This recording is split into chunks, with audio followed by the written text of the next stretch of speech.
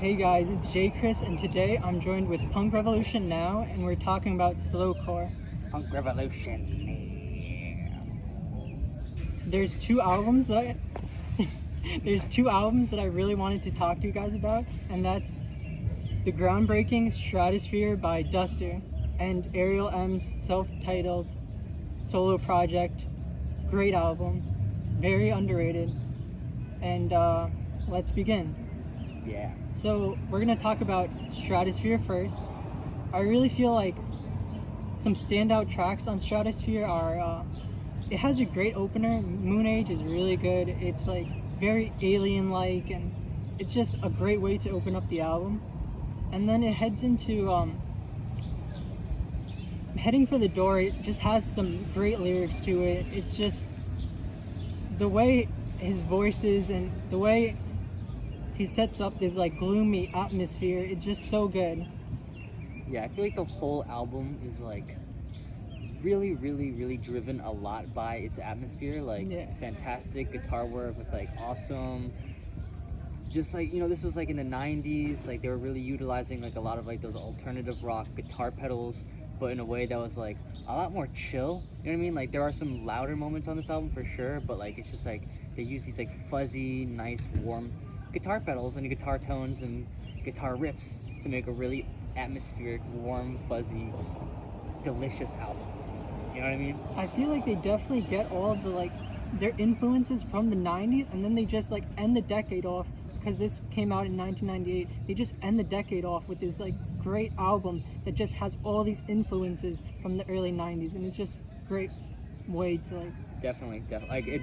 And in that sense, it's like definitely an album that like really encapsulates what's so awesome about 90s indie rock. You know what I mean? It's like a great example of like 90s indie rock. Like if you want to introduce someone to like the general sound of what 90s indie rock sounds like, I think this would be a great sample for them to check out. You know what I mean? And talking about that note, like Gold Dust is like the perfect, most like meta song to like just like, it feels like the 90s. It feels like so lo-fi, so like it's just a great song. Like that's another standout song. Yeah, definitely. Like I think this album, like the production is very lo-fi, I'd say overall, like, but not lo-fi in a sense that like, only lo-fi in a way that it adds to the album. Like if this album had like really pristine, clean production, it just wouldn't give the same like emotions and the same vibe off. Like Duster's latest album, their newest one that came out was like last year, right? Yeah. That one has cleaner production, like not super clean still. And the clean production, in my opinion, on their newest album, like I think it's great. I like the newest album a lot. It's really, you know, like also really like chill album, but like the lo-fi, it just the cleaner production just makes it so different than like the lo-fi that you hear in like Stratosphere. You know what I mean? It's a totally different vibe. Really chill. Some kids running around over there. So yeah. And yes, there's like elements of lo-fi, but there's so much like elements of other stuff. Like there's shoegaze elements, and then like on like the song Stratosphere itself is so drony, and it's like one of the best, in my opinion, it's the best song on the album. Like it's just this like super long song of just pure drone, and it's just such a good song. Like it's definitely the highlight, in my opinion, of the album. Like yeah, the droniness that they incorporate, like to me it feels like very psychedelic. Like they're exploring a lot of psychedelic tones, which is like, you know, I think that's, you know, like not too uncommon. Like we see like Spaceman 3, also like another band that like explores like fuzzy, noisy, drony sounds in a psychedelic way. It's kind of like that, but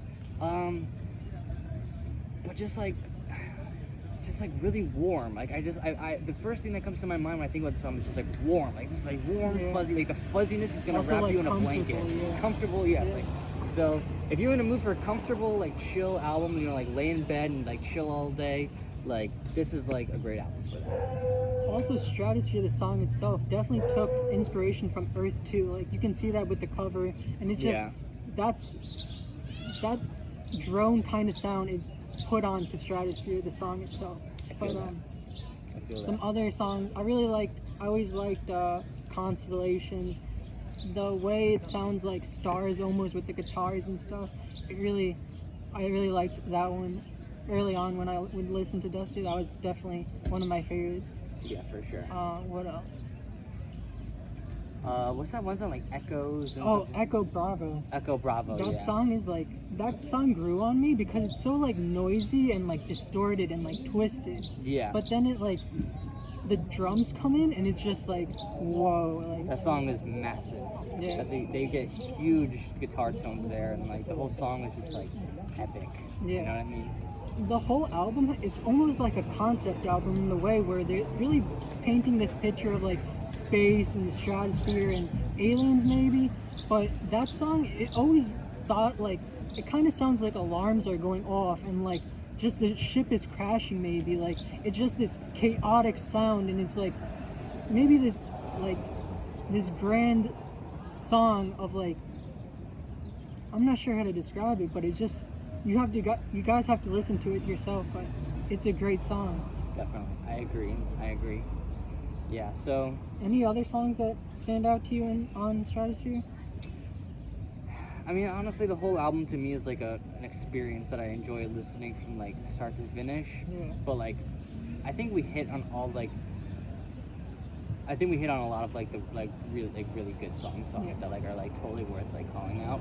But the whole thing is like awesome. Yeah, you guys should definitely check out like the full album and like listen to it. Like I feel like for slowcore in general, that's like the top like album and like the groundbreaking album that really shook up slowcore. And I feel like that's just a staple album for slowcore in general.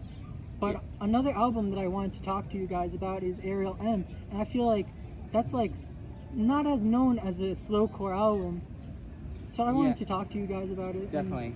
See, what I like about Ariel M, well, first off, Ariel M is David Pajo, who is Yeah. probably best known as the guitarist Yeah. of Slint. Like, the guitar work in Slint is totally phenomenal, played a huge role in influencing, like, post-hardcore and post-rock, and slowcore, too.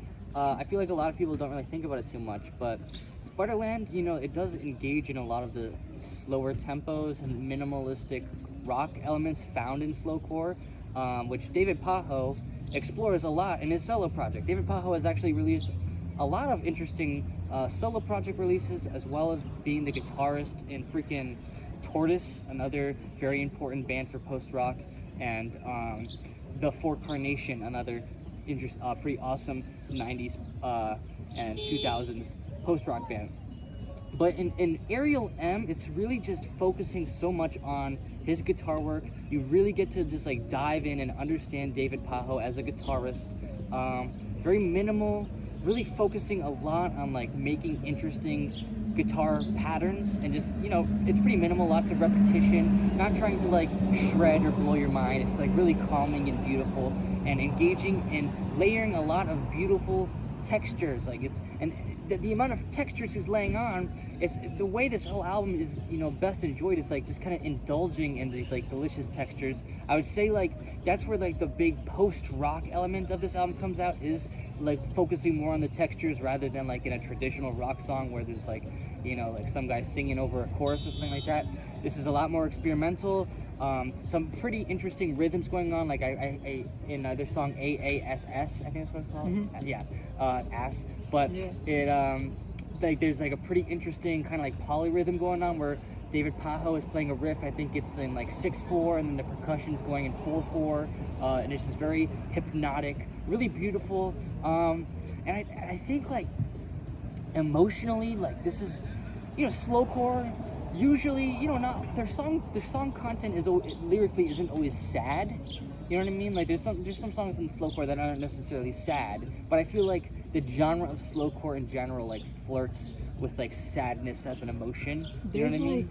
There's a misunderstanding. Like there's the name slowcore and then there's the name sadcore. Yeah. I feel like Slint and like David Pajo and everything would fall under the name sadcore, I feel like, but then Duster would fall under the name slowcore. So, but then I feel like there's like two sides of it. Like there's I feel like what Stratosphere was and Duster was going for with Stratosphere was like this very precise album and like trying to nail the sound, while with Ariel M it was very loose and very dreamy, and it's up to you to to decide the meaning, kind of. It's not like with Stratosphere where it's like a concept that they're trying to pitch to you, kind of. It's very loose, and you get to just like hear these very slow and like these slow songs and understand the meaning for yourself. Definitely, absolutely. Yeah, it's kind of a funny thing, like the whole slowcore, sadcore, like split. I mean, like regardless of like, I mean, I guess at the end of the day, it's kind of like subjective. You know, you can like, you know, genres like. There's no fucking like boss of genres who gets to decide what goes into what genre. It's kind of up to just like us, the music community in general, to kind of figure it out. You know what I mean? But like regardless, like even Duster, even though we both agree it wouldn't fall under sadcore, it's not really that sad. I would still feel like it's still gloomy and it's stuff. It's still gloomy a little bit. I would say like it's definitely slowcore. Like it just has those slow elements. Yeah, but I don't think I've ever heard a slowcore album.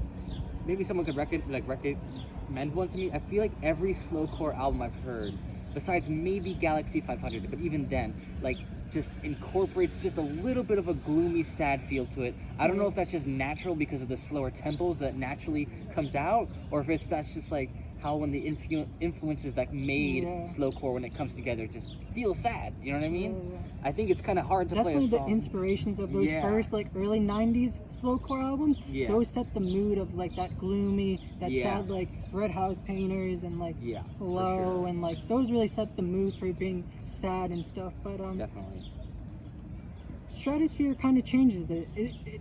It makes it more comfortable and more like relaxing, more. You can just relax to Stratosphere. You're not going to be like super sad when listening to it. You can be like, there are those moments. But it has moments, I feel like Stratosphere, like some of the moments it has, like when it kind of just opens up and like some of these fuzzy guitar chords are crashing, it's almost like blissful. You know what I mean? So it's kind of like, that's what's so wonderful about the album. It's really multifaceted. Like it just sounds like every song, they're really experimenting and exploring different tones and emotions. It's pretty fucking awesome. You know what I mean? Like it's an emotional, beautiful, wonderful album. And same with the Ariel M album. Like that's also like gorgeous. You know, I think of it very dreamy and very happy actually. Like I wouldn't expect like a member from Slint to be like making, like I didn't know Ariel M and David Pajo were the same person. Like it really like, I was like, whoa, I wouldn't expect this sound that Ariel M is like coming from a Slint member, because it's so like peaceful and beautiful and very calm, dreamy, like. Oh yeah, for sure. I think that's like, I think that's what's so interesting whenever I listen to Ariel M. It's like I can hear the Slint guitar work. I can hear like he's using these angular kind of strange riffs at times, like I said, utilizing rhythm interestingly, interesting strange melodies, but like he's clearly the same guitarist but just doing something so different with it. It's like impressive to see the versatility there. You know what I mean?